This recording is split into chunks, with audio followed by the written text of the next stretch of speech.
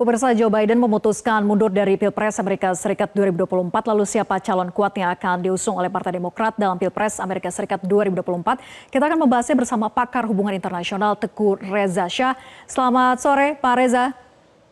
Selamat sore, salam dari Unpad di Bandung. Baik, terima kasih sudah bergabung di Prime Time News. Pak Reza, dengan mundurnya Joe Biden dari calon presiden di Pilpres Amerika Serikat 2024 ini tentu mengejutkan kita semua begitu ya, banyak pihak. Tapi apakah keputusan ini sebetulnya adalah benar sesuai dengan alasan yang disampaikan oleh Biden demi kepentingan partai dan juga negara? Artinya mungkinkah bahwa ini adalah keputusan yang bukan hanya seorang Biden yang mengambil, tapi ini adalah keputusan partai? Saya pikir di Amerika Serikat, keputusan apapun yang dibuat oleh seorang presiden ataupun partai, itu berdasarkan riset ya. Mereka tidak membuat suatu keputusan yang mendadak-mendadak, enggak. Untuk itu saya terharu dengan statement, dengan surat yang dibuat oleh Joe Biden tanggal 21 Juli kemarin ya. Itu ada 8 paragraf. Pertama beliau mengatakan salam pada seluruh warga negara Amerika Serikat. Paragraf 2 beliau mengatakan Amerika Serikat sedang maju-majunya sekarang.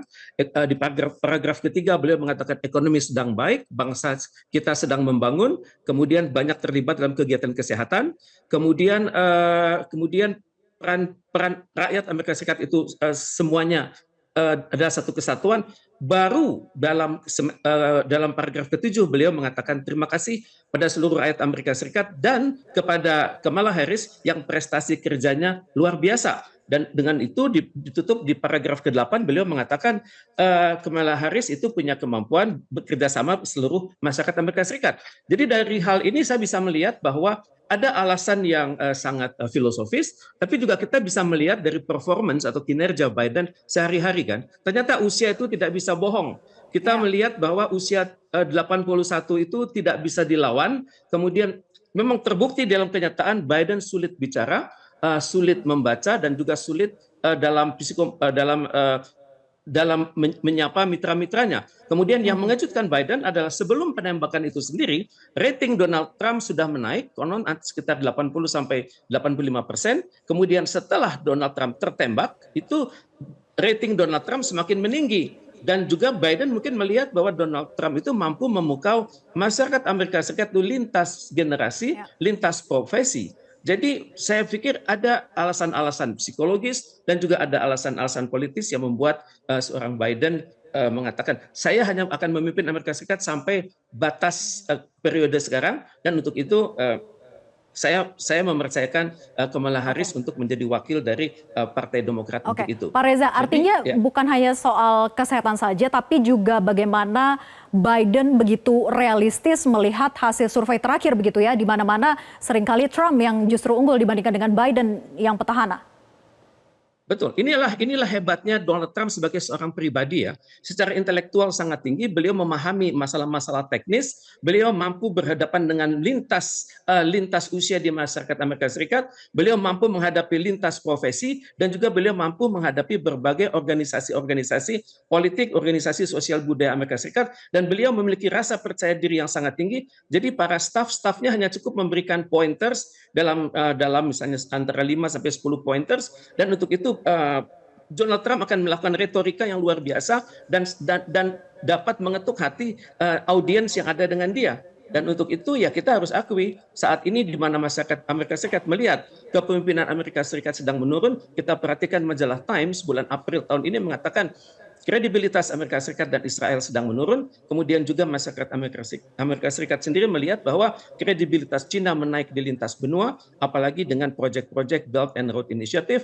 Dan masyarakat Amerika Serikat juga melihat Amerika Serikat sangat sulit menghadapi Cina di berbagai kawasan. Misalnya konsep freedom of navigation terus ditentang oleh Cina di berbagai belahan bumi. Dan untuk itu kita lihat dalam 2 tahun terakhir aliansi Amerika Serikat bertambah. Ada AUKUS, ada Quad, dan ada Japan, Filipina, United States. Jadi kelihatan bahwa Amerika Serikat harus melakukan restrukturisasi dalam kebijakan luar negerinya, dan otomatis sebuah restrukturisasi kebijakan luar negeri menuntut kebangunan politik di dalam negeri Amerika Serikat sendiri.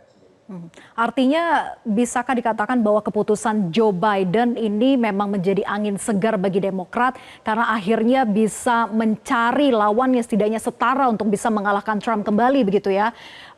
Kalau mengingat pernyataan dari Joe Biden bahwa yang ia endorse adalah wakilnya yaitu Kamala Harris, apakah sebetulnya mudah diterima oleh para anggota Partai Demokrat mengingat Kamala ini kan satu perempuan, kemudian yang kedua adalah dikatakan dari golongan kulit hitam, mungkin tidak mudah untuk bisa lolos pada konvensi Partai Demokrat nanti?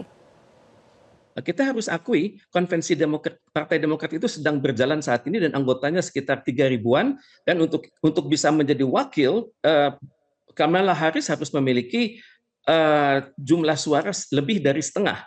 Jadi walaupun secara intelektual ya seorang Kamala Harris itu tidak diragukan lagi gitu. Usia masih muda, lahir tahun 64, dia ada wapres ke-49 dari Amerika Serikat dari tahun 2021 sampai saat ini dan dia adalah wapres pertama dari kulit hitam dan juga turunan Asia.